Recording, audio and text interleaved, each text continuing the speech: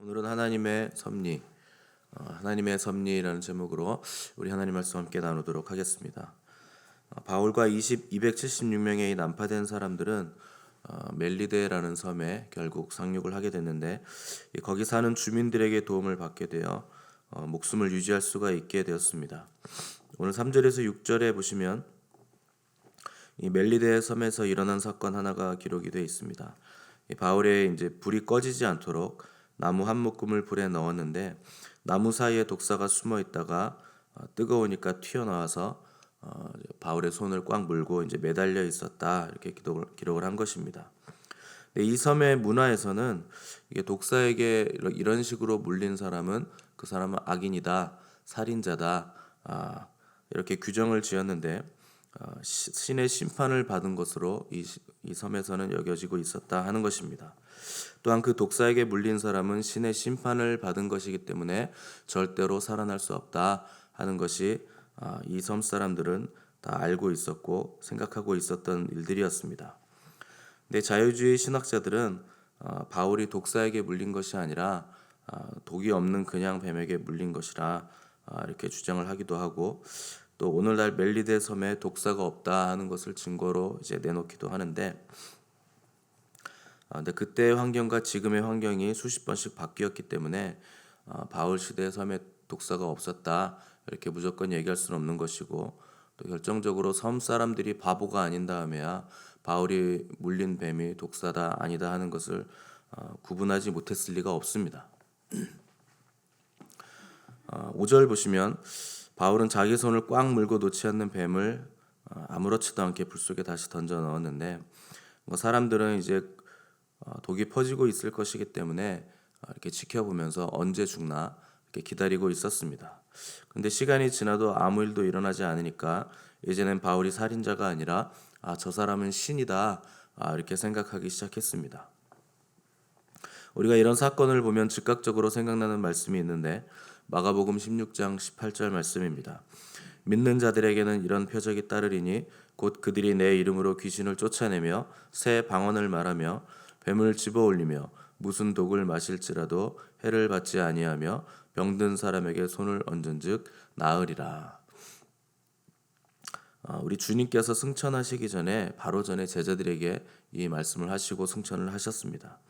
이 말씀은 의학적으로는 앞뒤가 맞지 않는 말이지만 하나님을 믿는 자들에게는 특히 복음을 전하고 복음이 전해지는 그 현장에서는 얼마든지 이런 기적들이 일어날 수 있는 것입니다.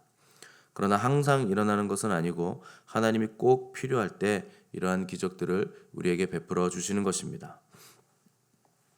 이 장면에서 우리가 눈여겨볼 것은 바울이 뱀에 물렸는데도 죽지 않았더라 하는 것도 있겠지만 바울이 직접 나뭇가지를 걷어서 불에 넣었다 하는 것을 우리가 눈여겨봐야 됩니다. 비록 바울이 죄인의 몸으로 호송되는 중이긴 하지만 이 사람들을 배에서 전부 다 살려냈던 영웅이고 또 실질적인 리더였는데 좀 편히 쉬면서 보름 동안 그 힘들었던 일을 편히 쉬면서 살려줘서 고맙고 용기 줘서 감사했다 이런 인사들을 좀 받으면서 쉬어도 되는데 바울은 그렇게 하지 않았다는 것입니다.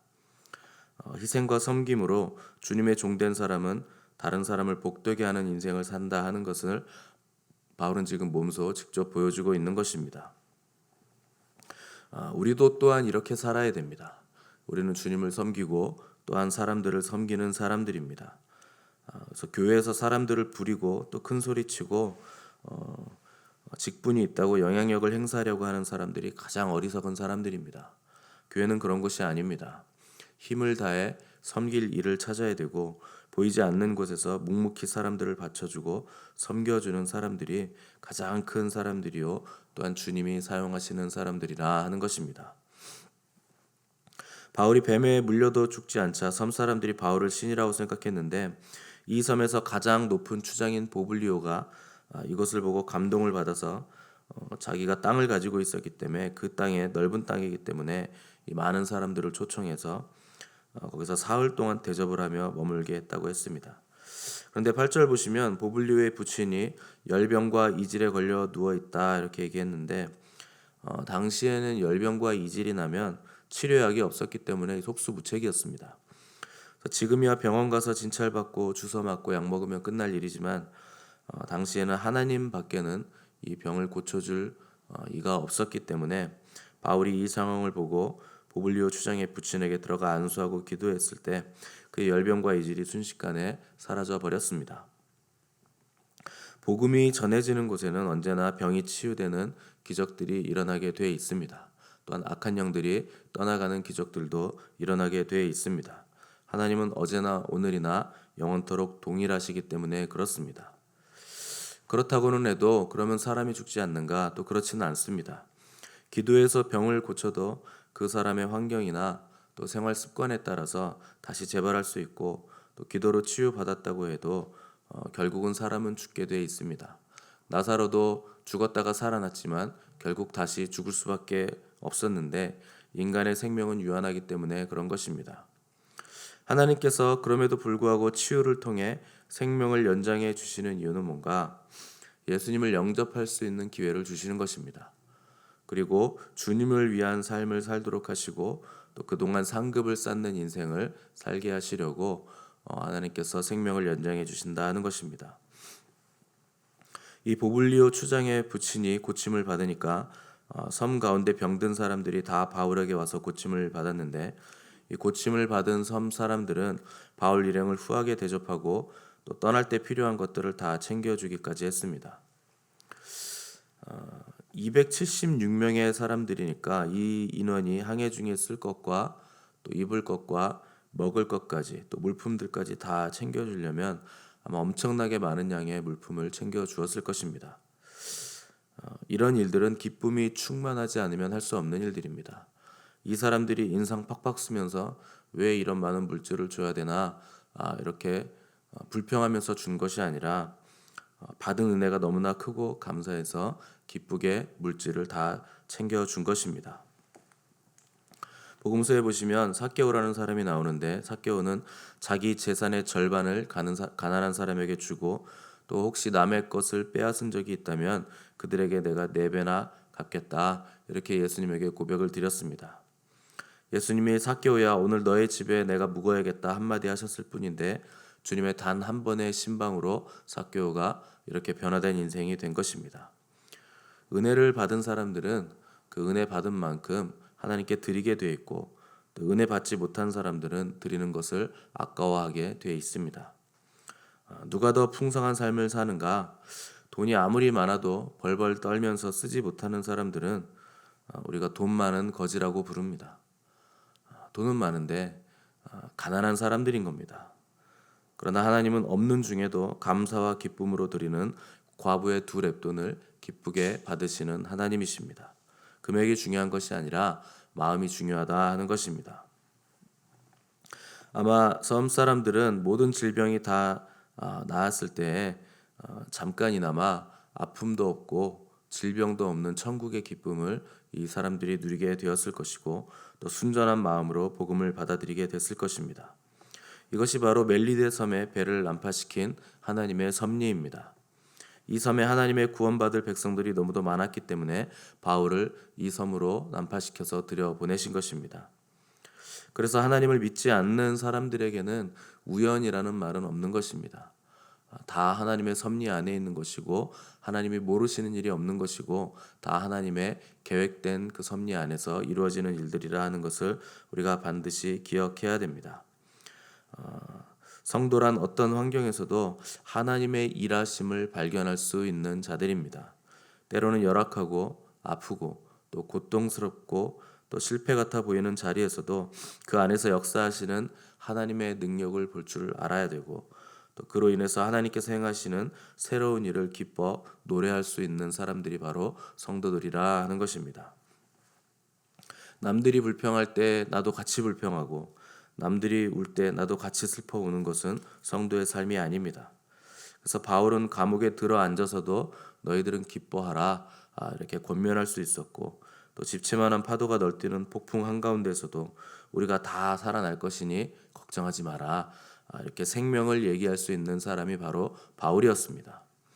그의 안에 예수 그리스도의 생명과 능력이 살아 숨쉬고 있었기 때문에 그 생명과 능력의 역사하심대로 말하고 행동할 수 있었다 하는 것입니다. 우리 안에 정말 예수 그리스도의 생명이 있다면, 우리 안에 정말 예수 그리스도의 부활의 능력이 있다면 우리의 행동 또한 그렇게 생명과 능력이 역사해야 되고, 우리의 말 또한 생명과 능력이 역사하는 말이 나와야 되는 것입니다. 실패가 있든지 눈물이 있든지 또 파산이 있든지 우리의 생을 복되고 아름답게 만드시는 예수 그리스도를 믿는 그 믿음의 비밀이 우리 안에서 역사하고 있다면, 실패도 하나님의 계획이고 절망도 하나님의 도구가 되는 것입니다. 만약 우리가 원하지 않는 뜻밖의 자리로 가게 된다면 그곳에 구원받을 하나님의 백성들이 있다 하는 것을 반드시 기억하시기 바랍니다. 바울은 하나님의 섭리 안에서 멜리데 섬의 구원의 기쁜 소식을 전하고 또 섬 사람들의 환대와 축복을 받으며 다시 배에 오르게 됐습니다. 여전히 바울의 행선지는 로마였습니다. 바울은 계속해서 로마로 나아가야만 했습니다. 로마에 가면 방파레가 울리면서 바울을 환영해 주는 사람이 기다리고 있는 것이 아니라 바울은 죄인의 몸으로 사슬에 묶여서 다시 로마의 감옥으로 호송돼야 하는 상황이었지만 바울의 표대는 확실했고 바울의 목적지는 로마라 하는 것이 여전히 변함이 없었습니다. 그럼에도 불구하고 바울은 행복한 사람이었고 기쁨으로 충만한 사람이었습니다. 목적이 확실하고 목표가 명확하기 때문에 바울은 고민할 것도 없고 주저할 것도 없었다 하는 것입니다. 여러분의 목적지는 어디입니까? 어디를 향해 가고 계십니까? 목표는 또 무엇입니까?